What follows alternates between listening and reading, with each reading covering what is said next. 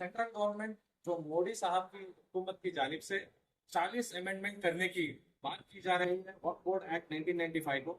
अब तमाम इस वक्फ एक्ट के छेड़खानी में, चाहे वो अमेंडमेंट्स के तौर पे हो या फिर 1995 वक्फ एक्ट को रद्द करने के एतबार से हो, हम पूरे तरह से इस अंजाम की हम जो है सो खिलाफ वर्जी कर रहे हैं। हम पुरअमन एहतजाज भी करेंगे।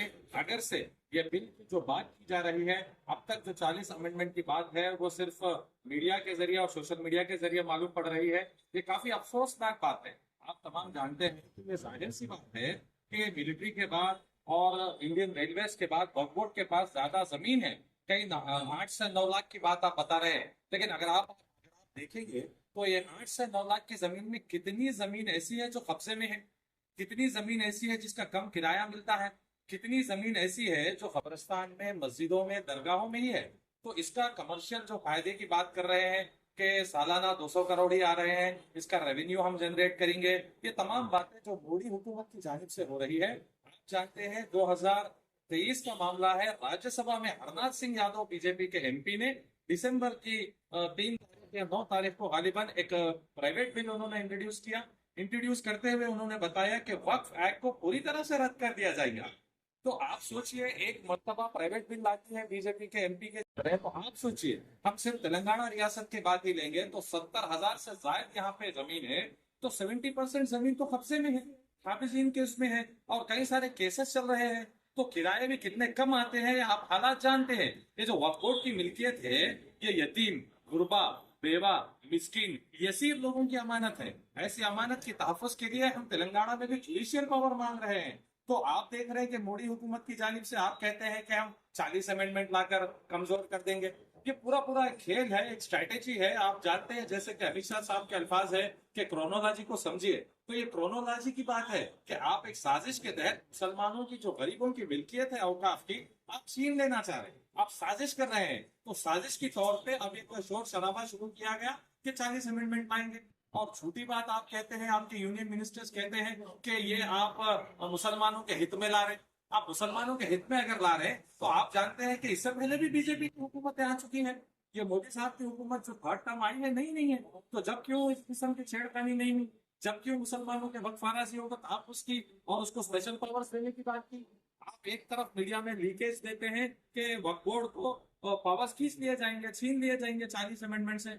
आप एक मर्तबा सोचिए कि वो वक्फ के अराजी जो गुरबाओं का हक है, तो ऐसी वक्फ अराजी पर भी मोदी की हुकूमत अगर नजरें लाल करेंगी। आप जानते हैं कि मौलाना आजाद स्कॉलरशिप्स के साथ क्या हुआ, आप जानते हैं कि बजट के साथ क्या हुआ। तो इतनी जुल्म और इतना सितम बर्दाश्त करते हुए भी आप सिस्टम से कॉन्स्टिट्यूशनल राइट्स पूरे छीन लेना चाह रहे हैं आप। तो ये जो 1995 वक्फ एक्ट पे आप जो 40 अमेंडमेंट है, हम तमाम लोग जो है सो इसका शिद्दत के साथ एहतजाज कर रहे हैं। आप चाहे वो राज्यसभा में बिल लाने की बात करो या फिर आप लोकसभा में लाने की बात करो, किसी किस्म का भी ये मुसलमान अब के हालात में बर्दाश्त करने के खौफ में नहीं है।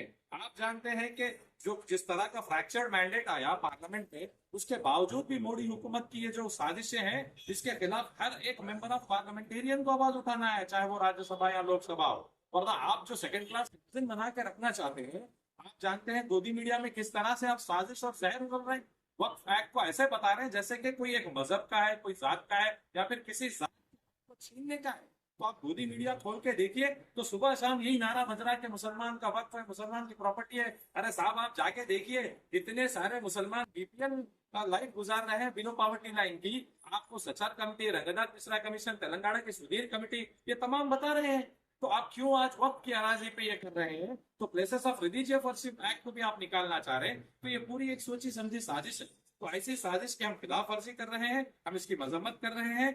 अब तक तो बिल के 40 अमेंडमेंट्स बाहर नहीं आए। जब कभी भी बाहर आएंगे, हम शिद्दत के साथ पुरअमन जमहूरी जो हमारा हक है, जो राइट टू प्रोटेस्ट है, जो राइट टू स्पीच है, उसके साथ हम बिल्कुल हम ये जो मोदी हुकूमत का जो यूनियन मिनिस्टर्स का जो एक चर्चा चल रही है 40 अमेंडमेंट 1995 वक्फ एक्ट में लाने के, हम इसकी जरूर खिलाफ वर्जी करेंगे। अगर आप देखेंगे तो बोल रहे हैं कि पीवी नरसिम्हा राव साहब ने 1995 वक्फ एक्ट लाया, आप पीवी नरसिम्हा राव साहब को गाली गलौज कर रहे हैं। तो भाई आप सोचिए, एक मरतबा पोस्टर बॉय बताते हैं पीवी नरसिम्हा राव साहब को, भारत रत्न देते हैं, फिर दूसरी जानिब से आप बोलते हैं कि पीवी नरसिम्हा राव साहब की कारस्तानी है कि वक्फ बोर्ड एक्ट को स्पेशल दिए गए पावर्स। तो आप 30 वक्फ बोर्ड्स है, इंडिया के कितने स्टेट्स और यूनियन टेरिटरीज में आप जानते हैं कि 30 वक्फ बोर्ड है। वक्फ बोर्ड में कोई लेडीज रहना ये नया नहीं है। मैं समझता हूँ कि तेलंगाना स्टेट के वक्फ बोर्ड में भी लेडीज मेंबर्स और डायरेक्टर्स की तरह थे।